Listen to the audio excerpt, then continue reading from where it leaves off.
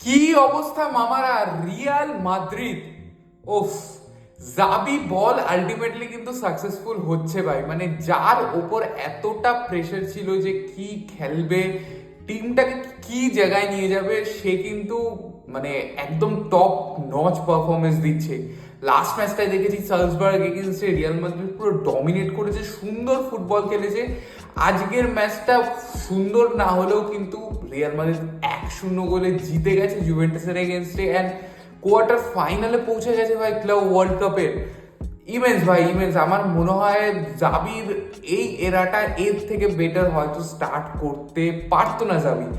আর Real Madrid ফ্যান্সরা তারা কিন্তু এখন আকাশের ভাই আলাদা লেভেলে চলে গেছে, কারণ এই রকম স্টার্ট তারা ভেবেছিল যে জাবি হয়তো এসে এরকম ফুটবলটা খেলাবে, but that happen in true in real life ভাই। সো কংগ্রাচুলেশনস ভাই এগেন রিয়াল মাদ্রিদ ভাই, অসাধারণ। আর আজকের ম্যাচটাকে নিয়ে যদি একটু কথা বলি, প্রথমে আমি কথা বলবো হচ্ছে রিয়াল মাদ্রিদের টিমটা লাস্টের ম্যাচের থেকে কিন্তু সেম টিম একদমই নেমেছে, যে এমবাপ্পে এসেছে বলে এমবাপ্পেকে ডাইরেক্টলি ঢুকিয়ে দেবো টিমে, এই চিন্তা ভাবনা কিন্তু জাবি করেনি। আর গনজালো গার্সিয়াকে কিন্তু আবারও চান্স দেওয়া হয়েছে, আর সেটা প্রুভ করেছে ভাই। গনজালো গার্সিয়া যতবারই খেলছে এই টিমটায় ততবারই কিন্তু দেখাচ্ছে ও এই টিমটায় ডিজার্ভ করে, ও রেগুলার খেলা ডিজার্ভ করে। আমরা ফিউচারে দেখবো লা লিগাতে বা চ্যাম্পিয়ন্স লিগে যে কি রকম ভাবে গনজালো গার্সিয়াকে খেলানো হচ্ছে, ও কি ফুল টাইম দেওয়া হচ্ছে না সাবস্টিটিউট হিসেবে ইউজ করা হচ্ছে। আর জাবির কাছে কিন্তু এটা এখন বিগ চ্যালেঞ্জ হিসাবে থাকবে যে ও গনজালো গার্সিয়াকে কিরকম ভাবে খেলাচ্ছে, কারণ গনজালো গার্সিয়া সবার নয়নের মণিকোটায় চলে এসেছে, বিশেষ করে রিয়াল মাদ্রিদ ফ্যানদের। আর আমার মনে হয় এখনো অব্দি এই টুর্নামেন্টের কিন্তু বেস্ট প্লেয়ার ভাই গনজালো গার্সিয়া। 3টে গোল, 1টা অ্যাসিস্ট, আনবিলিভেবল ভাই, হেভি পারফরমেন্স করছে গনজালো। আচ্ছা, এবার একটু টিমটাকে নিয়ে কথা বলি। সেট আপটা কিন্তু খুব ইন্টারেস্টিং, যেটা আগের ম্যাচেও হয়েছে, এই ম্যাচেও সেই ব্যাক থ্রিতে বিল্ড আপ। কিন্তু ইন্টারেস্টিং যে জিনিসটা হচ্ছে ফেডি ভালভার্ডে, সে কিন্তু ডিপ ডাউন খেলছে আর্দা গুলেরের সাথে। আর আর্দা গুলের কিন্তু আমরা জানি অনেকটা অ্যাটাকিং প্লেয়ার, বাট ও এই টিমটায় এই পজিশনটায় কিন্তু দুর্দান্ত লাগছে। লাস্ট ম্যাচটাও খুব ভালো খেলেছে, এই ম্যাচটাও ভালোই খেলেছে ভাই। যখন ওরা ডাবল পিভটটা বানাচ্ছে, আদ্রার যে পাসিং রেঞ্জগুলো, ওর যে ভাই আমি বলবো ক্যারিজগুলো তো ভালভার্দে করে, ওর যে পাসিং রেঞ্জ, ওর যে ডিস্ট্রিবিউশন, ওটা কিন্তু অসাম অসাম।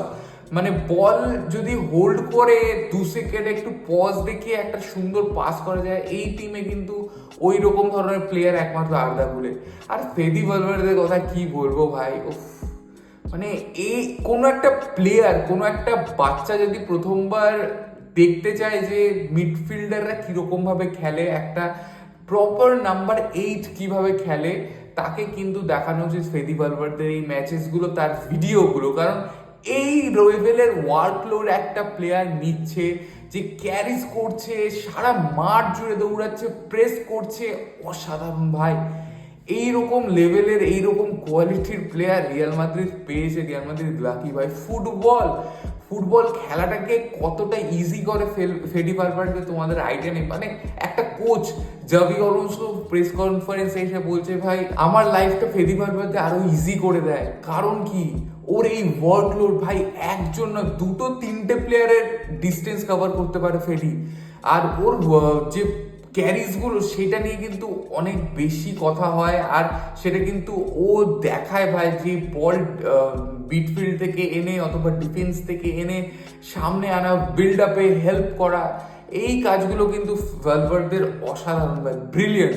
দুটো মিডফিল্ডারই আমি বলবো, দুটো পিভটই খুবই ভালো খেলছে ভাই রিয়াল মাদ্রিদের। আর জুড বেলিংহাম, সে কিন্তু একটু স্পেসেস ভাই, ওই যে পকেট রাইট হাফ স্পেসেস গুলো, সেখানে অ্যাটাক করছে। ও কিন্তু অ্যাটাকিং মিডিওটা সেই রোলটা প্লে করছে না, আর যার ফলে কিন্তু জুড বেলিংহাম আরো বেশি অ্যাটাকে ইনভলভ হতে পারছে। ওকে বেশি ডিফেন্স করতে হচ্ছে না, ওকে বেশি নিচে নেমে খেলতে হচ্ছে না, দ্যাটস গুড। যেহেতু দুজন নিচে খেলছে, একদিকে আর্দা গুলের আর একদিকে ফেদি ভালভার্দে, তো জুড বেলিংহামের ওপর কিন্তু প্রেশারটা আরো কমে যায়। আর ট্রেন্ড ইনভার্ট করছে, বা অথবা আমরা দেখলাম ভাই আজকে ট্রেন্ড প্রথম তার অ্যাসিস্টটা করলো এই রিয়াল মাদ্রিদ জার্সিতে। বেশিরভাগ সময়টাই উইং ব্যাক হিসাবে ট্রেন্ডকে খেলানো হচ্ছে, যেহেতু ব্যাক থ্রিতে বিল্ড আপ করছে, চোয়ামিনি খেলছে, রুডিগার খেলছে, আর হিউসন ভাই, Huijsen again good game from Huijsen. Fran গার্সিয়াও কিন্তু দুর্দান্ত লেগেছে ভাই, লাস্ট ম্যাচটা ভালো করেছে, এই ম্যাচটাও কিন্তু ভাই যা ও ওয়ার্ক লোড নিচ্ছে ওই লেফট উইংটা থেকে, যতটা লেভেলের ও দৌড়াচ্ছে সেটা কিন্তু অনেকটা হেল্প করছে ভিনিসিয়াসকে।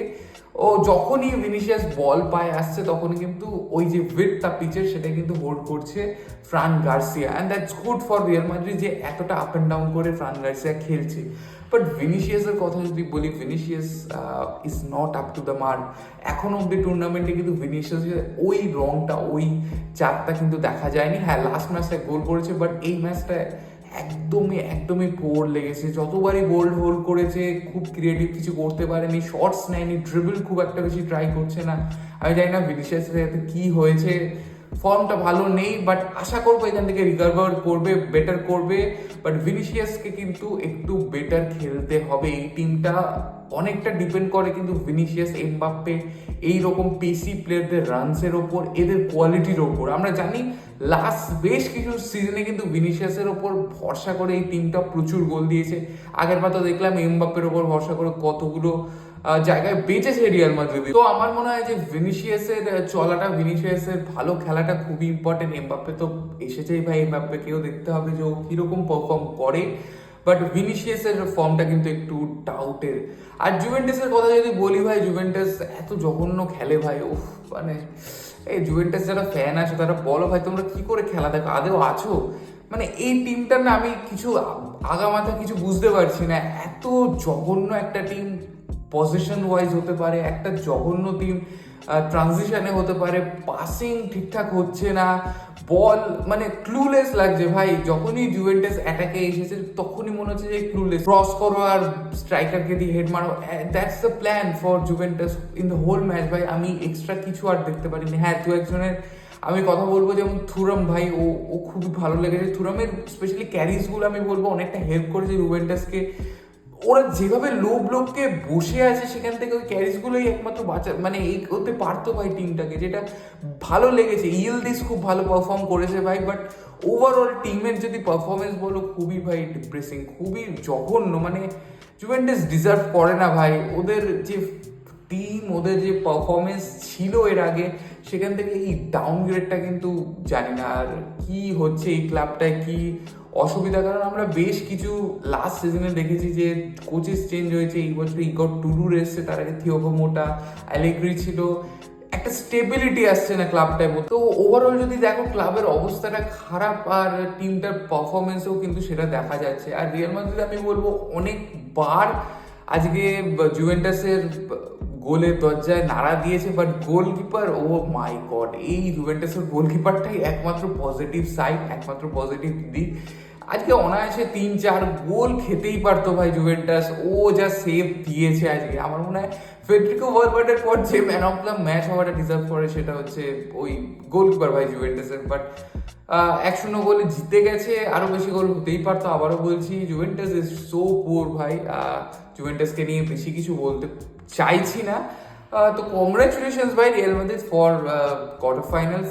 আর যেটা হয়েছে এই ক্লাব ওয়ার্ল্ড কাপে সেটা কিন্তু oh my God, man City knock out হয়ে গেছে আল হিলালের কাছে, আর ইন্টার মিলানো নক আউট হয়ে গেছে ফ্লুমিনেন্সের কাছে।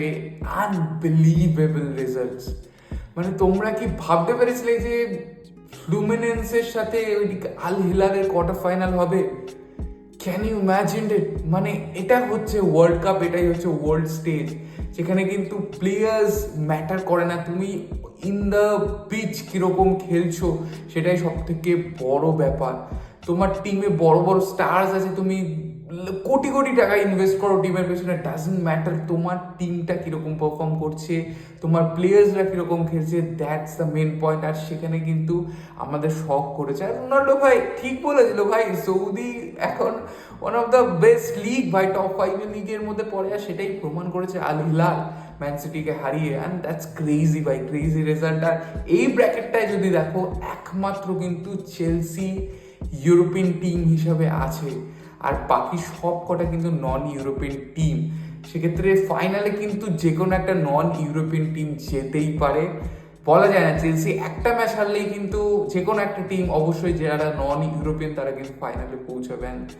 এটাই ওয়ার্ল্ড স্টেজ, এটাই হচ্ছে ক্লাব ওয়ার্ল্ড কাপ, যেটা কিন্তু প্রত্যেকটা মানুষকে দেখায় যে ইউরোপে যেটা হচ্ছে সেটা মেন স্ট্রিম না ভাই। আরও ক্লাবস আছে পৃথিবীতে যারা ভালো ফুটবল খেলছে, যারা যারা ডিজার্ভ করে এই স্টেজটা, তারা দেখাচ্ছে, তারা শো আপ করছে।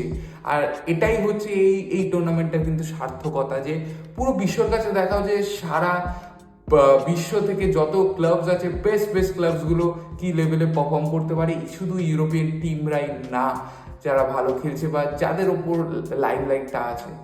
তো ভাই এই ছিল আজকের রিভিউ, এই ছিল আজকের ম্যাচ নিয়ে কথা। তোমরা জানো তোমরা কতটা এক্সাইটেড কোয়ার্টার ফাইনাল নিয়ে, রিয়াল মাদ্রিদের পারফরমেন্স নিয়ে কতটা এক্সাইটেড। আমি কিন্তু দুর্দান্ত লাগছে, মানে স্পেশালি যেভাবে আপসেটগুলো হয়েছে না পরপর, আমার হেভি লেগেছে ভাই। এবার কোয়ার্টার ফাইনালের দিকে নজর থাকবে, কারা পৌঁছেছে সেমিফাইনালে, কারা যাচ্ছে ফাইনালে।